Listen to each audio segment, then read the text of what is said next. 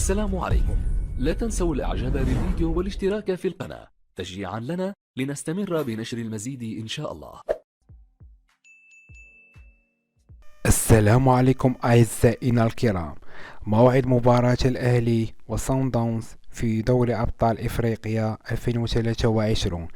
يلتقي النادي الأهلي مع نظيره فريق صن داونز في المباراة القادمة، وذلك ضمن منافسة الجولة الثالثة من دوري المجموعات في دوري أبطال إفريقيا.